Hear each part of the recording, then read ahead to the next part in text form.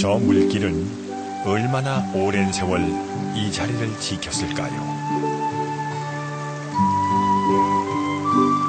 사람은 더 이상 옛사람이 아니건만 물길은 옛 풍경 그대로입니다.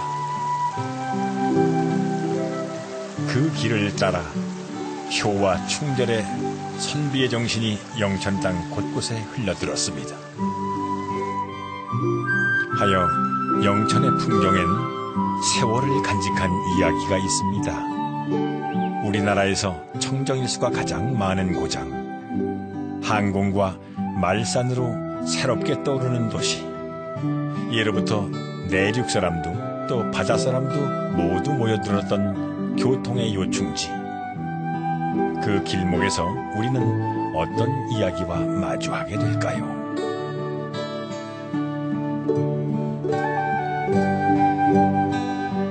충, 효, 예. 선비정신을 길 위에 새긴 사람들의 고향 영천입니다.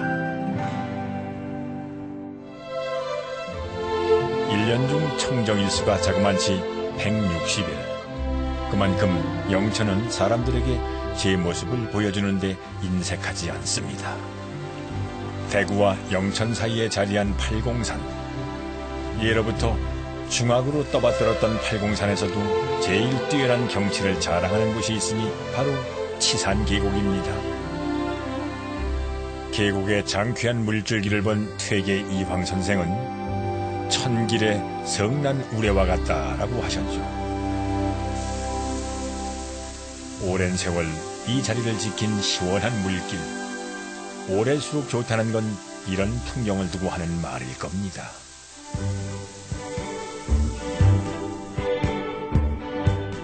그 오래된 풍경을 간직한 곳이 또 하나 있습니다. 조선시대 역마의 고장으로 유명했던 영천. 오늘날 철도청에 해당하는 장수도 찰방도 예에서 시작됐다는군요. 말의 고장이라는 명성을 이은 이 땅에 운주산 승마자연휴양림이 있습니다. 보통 휴양림이라 하면 단순하게 휴식만 취하는 거잖아요. 그래서 우리가 보통 보면 일요일 같은데 휴식 취한다고 이렇게 자고 일어나면 월요일날 보통 일을 하기가 더 힘들잖아요. 근데 여기는 말과 함께 하는 휴식이기 때문에 말로부터 얻는 에너지가 있어요. 그래서 그 에너지를 얻고 휴식을 취하니까는 정말 내가 휴식을 취했구나, 에너지를 얻었다, 그런 것을 느낄 수 있는 거죠. 그래서 아무래도 승마자연휴양림이 좋은 거죠. 네. 금호강 상류를 따라 고릉지대가 많고 일조량이 풍부하다 보니 말이 살기에도 우리가 휴식하기에도 정말 안성맞춤인 곳입니다.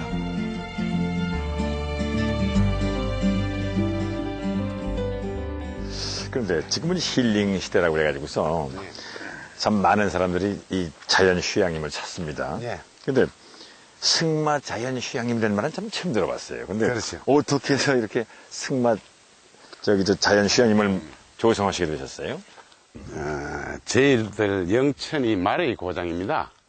옛부터 신라시대부터 마상제도 열리고 일본에 가는 조선 통신사들이 여기 집결한 곳이에요, 영천이. 아, 그렇군요. 네, 그렇습니다. 그래서 말의 고장 영천이라는 역사성을 가지고 또 정부에서 추진하고 있는 말 육성 정책이 있습니다. 말 산업 육성 정책. 거기에 이제 저희들이 뛰어들어서 역사적인 기반 위에서 이제 또 승마장을 건립하게 됐죠. 교통도 사통팔달로 이제 참 잘 뚫려져 있고, 그 다음에 이제 자연적인 조건들이 아마 이제 초목 생산이라든가 말 사육이 그렇게 유명했던 건 특별한 이유가 있었을 겁니다. 특별한 이유는 영천은 교통의 요지예요. 울산, 부산, 경주, 포항 등등 동남권 분들이 전부 이제 한양을 올라갈 때는 영천을 거쳐서요. 여기 안 거치면 안 되는 거예요.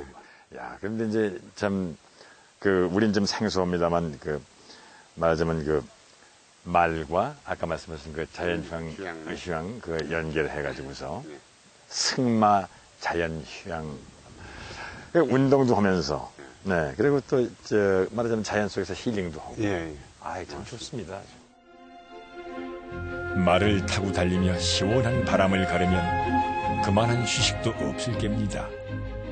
말을 타고 달렸던 조선시대에는 선비들 또한 이 말과 함께 고장 곳곳을 누볐겠지요. 그 길목 끝에서 영천을 대표하는 선비를 만났습니다. 영천은 두 왕조를 섬기지 않겠다는 희조 단신가를 지은 포은 정몽주 선생의 고향입니다. 이곳에서 포은 선생은 우리나라 최초로 시묘살이를 했습니다. 예, 여기가 포은 선생님 부모님 산소입니다. 포은 선생은 이제 19살에 아버지가 돌아가시게 되는데, 그때 이제 우리나라에서 최초로 이제 3년간 시묘를 사시게 되죠. 그리고 이제 24살에 벼슬살이를 이제 하러 개성에 가 계시다가 29살에 어머님이 돌아가시자 다시 벼슬을 내팽겨치고 이리로 내려오셔갖고 여기 다시에 이제 어머님 산소도 드리고 또 역시 3년간 시묘를 사셨습니다. 그래서 나라에서는 만국의 효자라고 그렇게 지칭을 하고 있죠. 포은 선생이 시묘살이를 했던 이곳에는 조선 명종 8년 선생의 그 마음을 기리는 서원이 세워졌습니다. 언덕에 임한다는 뜻의 임고서원. 아름다운 곳에 다다르려 노력했던 포은 정몽주 선생의 바람을 담은 이름입니다. 평생 성리학의 가르침을 실천하며 살았던 포은 선생의 정신을 기억하기 위해 후학들이 만든 공간이죠. 아, 글씨가 아주 참 힘이 있군요. 예, 요건 송탑비입니다. 송탑비인데. 송탑비. 이 글씨는 퇴계 이황 선생님께서 전 작품들 있잖아요. 네네. 그 작품들 가운데 그 자를 한자를 뽑아서 그래서 조립을 했군요. 예, 그래서 아하. 만든 겁니다. 퇴계 이황 선생님의 글씨예요. 이게. 이야, 참. 아, 그리고 저것도 한번 설명을 해 주시죠. 예, 저기 이제 종대인데 고은 정몽 스님께서 좀 머리가 아프시다든가 하실 때 보시는 이제 연못에서 낚시를 하시던 곳입니다. 아, 저기. 예. 포은 선생이 이곳에서 낚은 것이 물고기가 아니라 용이었다죠. 하여 그 이름을 조룡대라 부르기도 했다는군요. 전해 내려오는 이야기지만은 그 속에는 포은 선생을 향한 영천 사람들의 마음이 담겨 있습니다. 지금도 그의 효행과 충절의 선비 정신은 영천 사람들의 근간이 되고 있습니다. 포은 정몽주 선생님의 620주년, 서거 620주년을 기념하기 위해서 딱 그날 중공을 했습니다. 저기 우리나라 말하자면 최초의 그 시묘살이를 사신 효자시고, 예. 그리고 또 성리학의 아주 시조이신 이 정몽주 선생님께서 그걸 또 기억하기 위해서 이렇게 후학들이 공간을 만들었는데, 예. 이 임고서원이 참 좋은 공간을 평소에는 어떻게 활용을 하시나요? 교육의 장으로 활용한다고 보시면 됩니다. 충묘 문화 수련관 이렇게 명명을 해서 유치원생부터 인성을 잘 길러서 부모의 효도하고 사회에 봉사하고 또 국가에 봉사하는 그런 인재를 한번 길러보겠다는 게 저희들 목적입니다. 아유, 참 훌륭한 말씀이십니다. 야, 지금 저렇게 열심히 하는 게 저게 바로 지금 말씀하신 하나의 교육의 장이거든요. 마침 임고서원 한켠에 마련된 충효문화수련관에서는 초등학생들이 한창 영천 아리랑을 배우고 있더군요.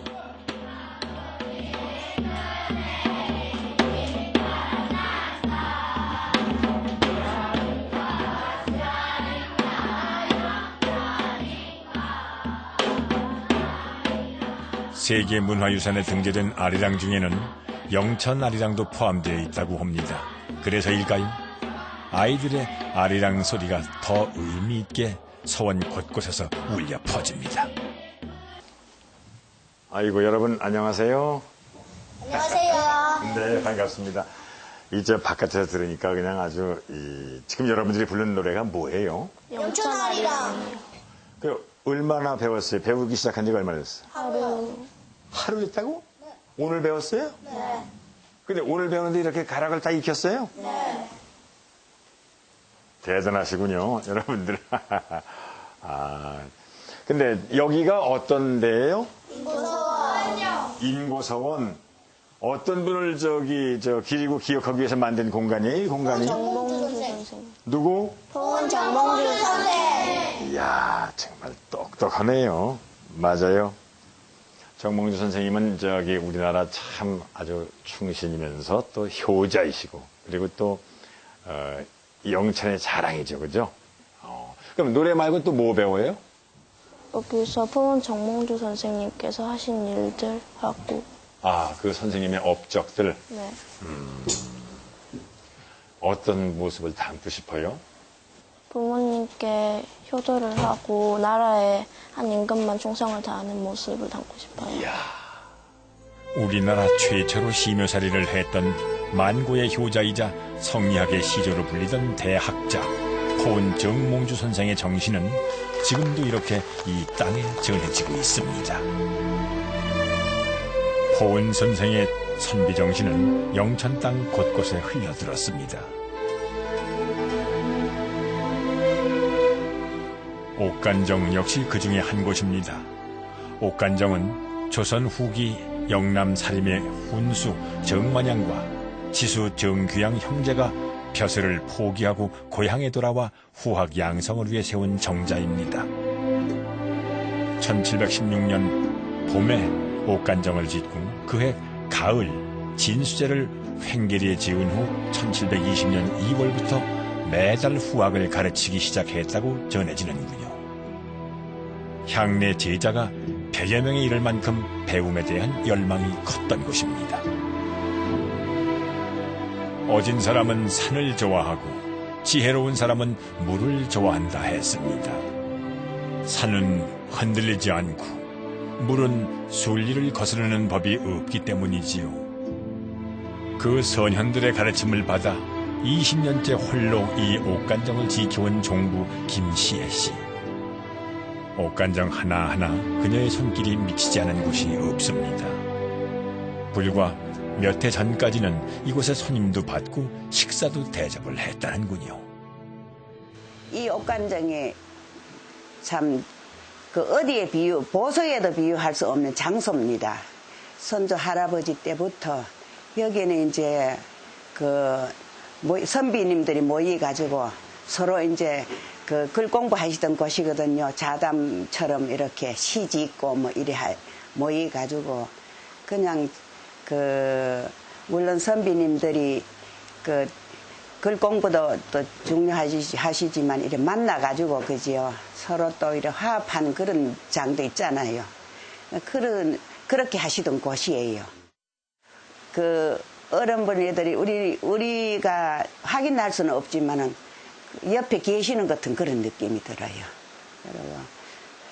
그리고 이유가 별다른 게 있습니까? 저는 정부로서의 사명감을 가지고 그지요. 어떤 경우라도 저 산동 안에 움직이는 한은 내가 여기 할 겁니다. 이곳에서도 종부가 가장 아끼고 사랑하는 공간이 있습니다.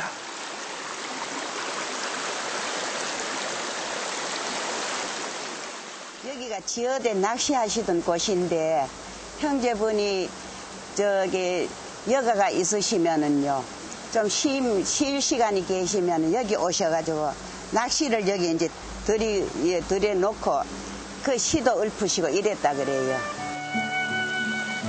평생을 익힌 철학, 사상, 학문을 시 한 수에 고스란히 남겼던 선조들.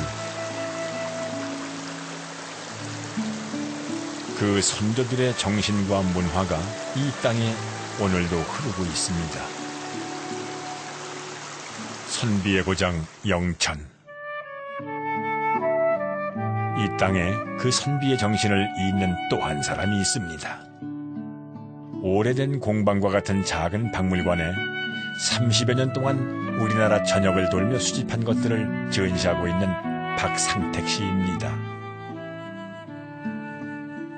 이 저 영천에는 그냥 숨은 보물들이 그렇게 많다는 소문을 듣고 왔는데 정말 막상 와 보니까 어마어마하군요. 이건 뭐 대한민국의 아주 우리 저 문화유산, 이 한민족의 그냥 모든 것들이 다 모인 것 같아요. 아이고, 이건 과찬입니다. 거의 뭐 영천의 자랑뿐만 아니라 이 대한민국의 자랑입니다. 예, 고맙습니다. 그런데 지금 아까 그 입구에서도 들어오면서 보니까 뭐 참 아유 수만 점인 것 같은데요. 전부 제 욕심이죠. 저 이 골동품 참 유물들을 모으시는 이유가 어디 있을까요? 고미술품은 흔히들 우리가 골동이라는 이름으로 불립니다만 이건 사실 우리 조상들이 갖고 계셨던 쓰셨던 문물이고 네. 이 속에는 그 수많은 우리 조상들의 삶의 의미가 또 애환이 다 담겨 있습니다. 그래서 우리 조상들이 보면은 그분들이 쓰셨던 이 문물을 내가 지금 잠시 갖고 있다가 이게 이 값진 유산이 우리 후손들한테 넘겨져 줘야 되고 그 후손들이 또 길이 전승해 줘야 되고 우리는 그 넘겨줘야 될 책무가 있지 않느냐는 그런 생각을 갖고 있습니다. 참 오랜 세월을 이렇게 하셨겠습니다만은 그거 기억나세요? 혹시 제일 먼저 모으신 것 중에 지금 기억나시는 거 있으세요? 예, 그럼요. 어느 작품 한 점 한 점마다 특히 그 제가 오늘 우리 윤 선생님한테 자랑하고 싶은 이제 작품이 이 사발입니다. 네. 이게 바로 그 일본에서 가면은 일본의 그 국보 26호 기자에몽 이도 다완이라는 이도 다완입니다. 이 다완이 다 쓰는 예. 근데 이게 바로 그 진해 웅천 보계산에서 나온 그 지금 이게 그 시대 때 그 일본에서 우리가 임진왜란을 흔히 사발전쟁, 도자기 전쟁이라고 하지 않습니까? 그 일본인들이 우리 사발에 이 속에 담겨져 있는 이 의미를 그들은 미학을 만들어 발견합니다. 우리는 이걸 막 사발로 그렇습니다. 여기다가 뭐 그냥 밥도 다 먹고 국도 다 먹고 다 했겠지만 우리 그 것이 보면 볼수록 이 투박하고 질박한 것. 그렇습니다. 그 일본인들은 지금 그 일본에 가면 기자인몽 이도라는 그 국보가 바로 우리 웅천 사발입니다. 지금 이 시대가 너무 디지털화돼 가고 그 이 디지털화돼 가는 속에 저는 아직도 아날로그지 않습니까? 이 아날로그를 지키면서 이 아날로그가 갖고 있는 아름다운 미, 이 속에 담겨 있는 멋.